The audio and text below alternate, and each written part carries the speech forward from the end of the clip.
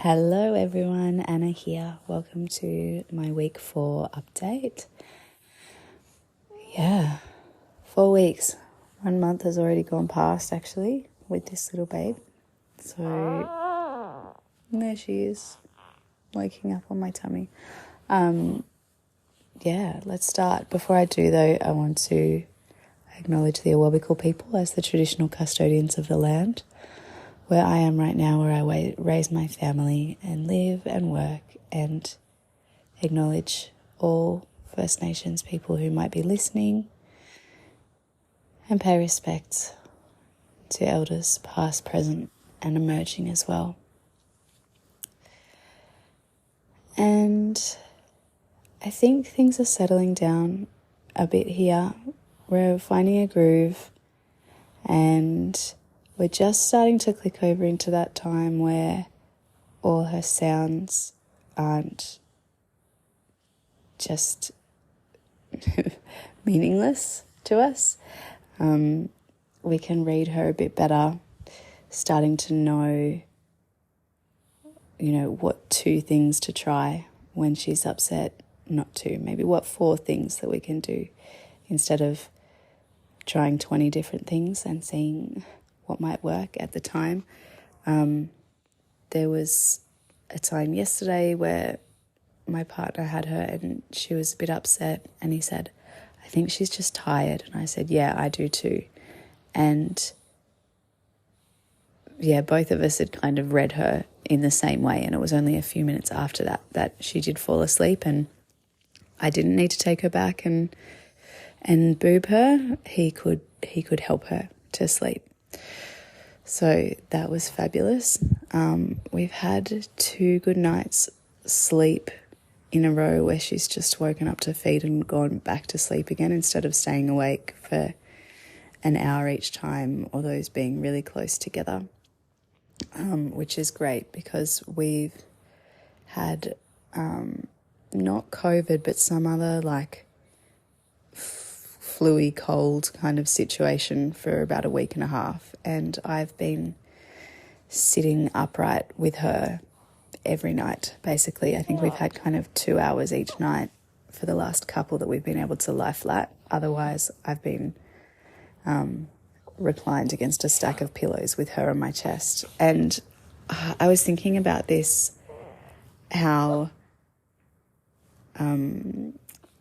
it really drives home to me that everyone should have the knowledge and the information about how to co-sleep safely, because there will be a time that you end up doing it even if you don't plan to. So I think the statistic is that 80% of families end up co-sleeping in baby's first year, whether they intend to or not, and that might be because baby's sick, because your child comes in with you from 4 a.m. onwards, or because you're choosing to co-sleep full time. But I think it's really important to know, because if I didn't have sort of the background and the preparation that I have now, knowing how to do things on a safe shared sleep surface and awareness of blankets and sleep safety and all of that kind of thing, I might have spent the last week on a recliner with her. And there are times where I've woken up and she's sort of just sliding down into a position that, had we been on a recliner, she would have been stuck between the arm of the chair and my body, and it could have been a really bad outcome. But because of how we were set up on the bed, her airways were clear and we were completely safe, and I could just adjust us again. So, if you want to hear about co-sleeping and perhaps why that information is withheld from parents as well, or how we got to this point where that knowledge is kind of lost and everybody's just blankets hold, baby must sleep in their own surface on their back. Yes, baby. Head back to season 4 and listen to the episode with Carly Grubb. It's called "Why Haven't We Moved Beyond Sleep Training Yet?" And it's a really fascinating look at the history, but also the current practice and what's being done to shift it around sleep information through more institutional and formal channels. Okay, well, that was a bit of a sidetrack. What else is happening? We had, I think my postpartum hair loss is starting. Whenever I wash my hair, there's a ton of it, and I keep finding bits wrapped around her fingers, which we need to kind of take off. I remember hearing that if baby is distressed, check normal things, hungry or nappy, an obvious source of pain, but particularly check around fingers, toes, and if your baby has a penis as well, around the penis to see if there has been any hairs or threads caught around it, like a tourniquet that's cutting off circulation. Because I'm picking out a lot of hair from my baby's fingers, I can easily see how these things could happen and could become, dangerous to that tissue being cut off. So yeah, postpartum hair loss is happening. We've managed a few things this week that kind of feel like things are getting back to normal in a way. Not back to normal, it's a completely new normal because we've never been a family of 4 and I've never had 2 kids before. But yeah, just finding new ways to do things that feel a bit more natural instead of just like, oh, what are we doing? So I was able to take my big girl to kindy and drop her off this week, while I also had the baby with me, which was a first for us.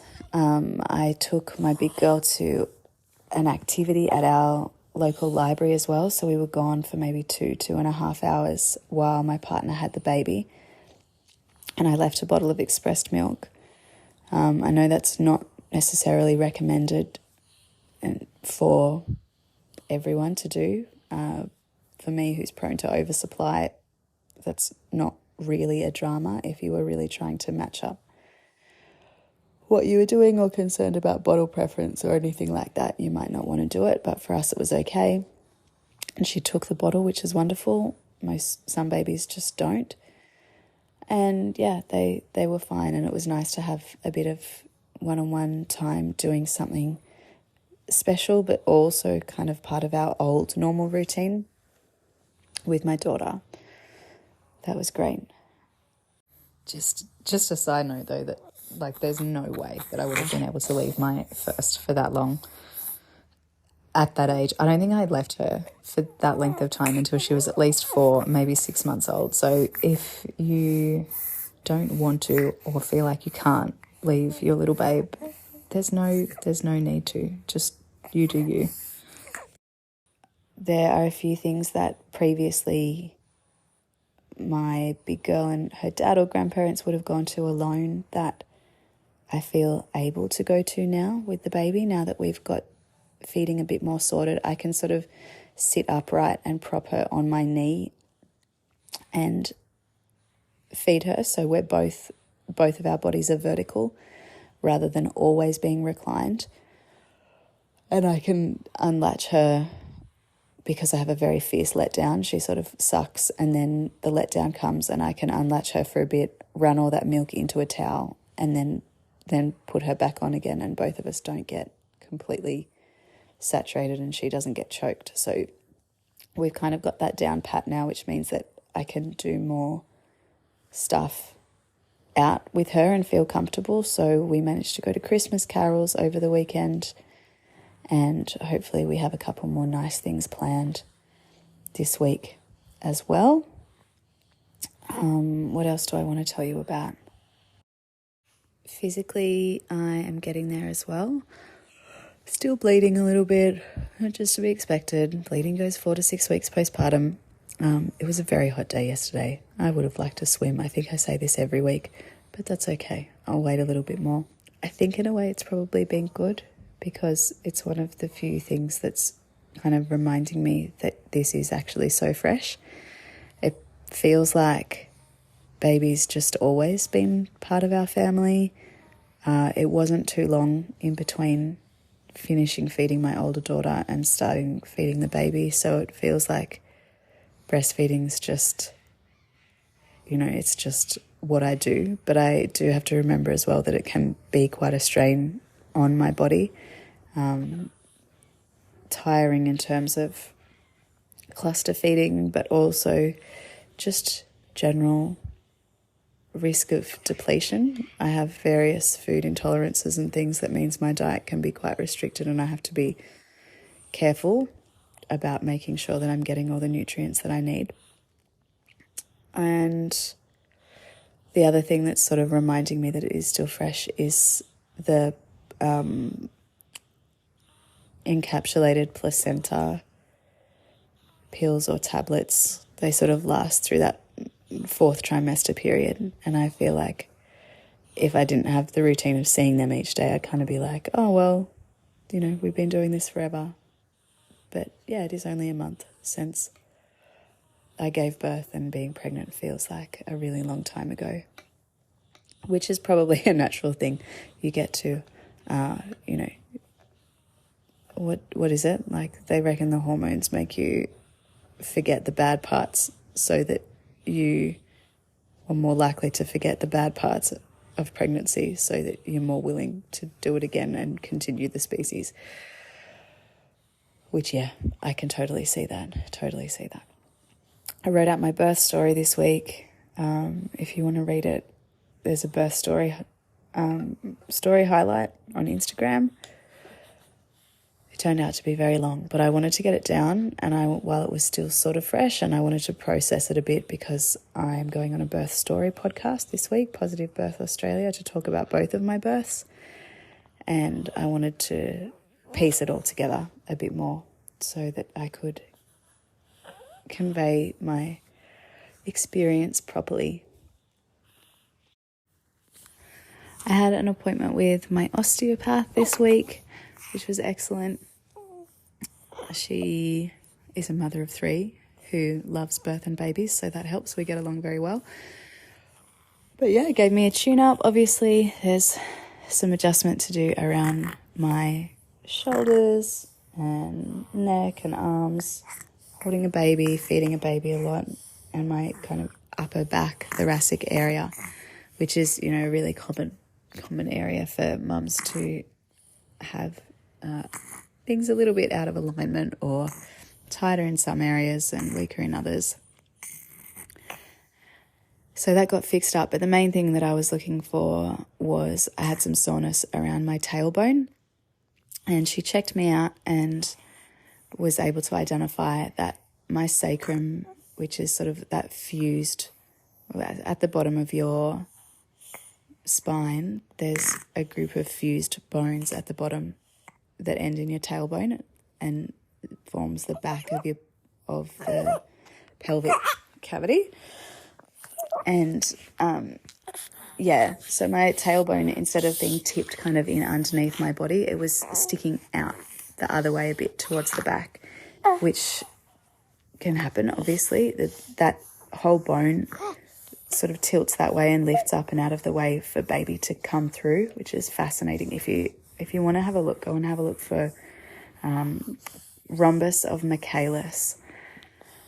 And yeah, you can actually see the lump or protrusion when the sacrum is lifting up and out of the way for the baby to journey through the birth canal. It's amazing. Anyway, so she just needed to fix me up, and then my tailbone is sitting back the other direction, and now it's much more comfortable to be sitting, particularly in this reclined position that we're assuming a lot of the time. So that feels great. Bodywork's just so important, whether it's like massage or chiro or osteo, whatever your preference is. Yeah, bodywork in postpartum is really essential, and it's essential across so many cultures as well.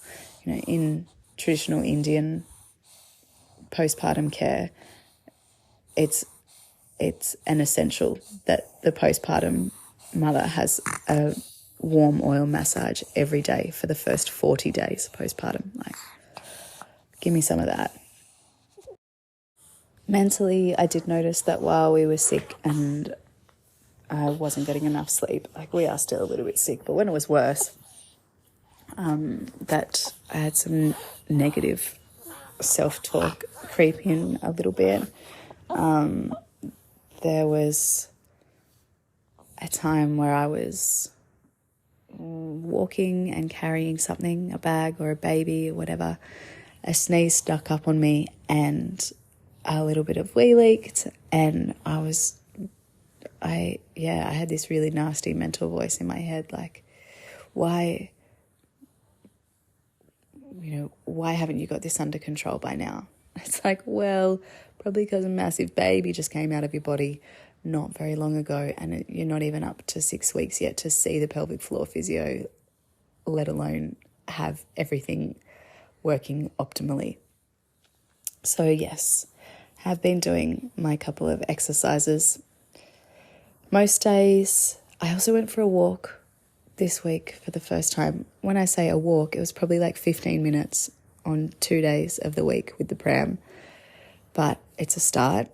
And up until now, I just haven't really felt like it. Felt like just resting and cocooning, but it felt really nice to get out and do that just for a little bit. And hopefully I'll get the opportunity to do that as much as it feels good. Oh, snotty baby. Yeah. I have been teary a few times this week as well. One time, some of the times are kind of just, feeling overwhelmed. Both kids crying at the same time. Usually the older kid is crying because the baby is crying and it's too loud and it just escalates on top of each other. And, it's very trying because she's big enough to sometimes go and play in a different room. And I think, why can't you just go there instead of standing next to me and screaming? But she's overwhelmed and she needs to be close to me, and I'm dysregulated. And so, yes, trying to be kind with myself and her in that situation. There have still been some bits where I felt like I'm either missing out or letting someone down in a way. So my husband graduated from uni this week. It's his second degree that he's been working on part-time while parenting and working full-time for like the last 10 years. And I really wanted to go. He was there for mine, but it was, a full day's drive away from us. And with 2 kids, we just couldn't figure out how to do it. And I would have had at least the baby through the ceremony as well. And it just would have been an absolute bum fight. So I was sitting on my couch in my PJs watching the live stream instead, which it was nice that I got to see it, but I did feel a little bit crummy. It also meant that he had a night away.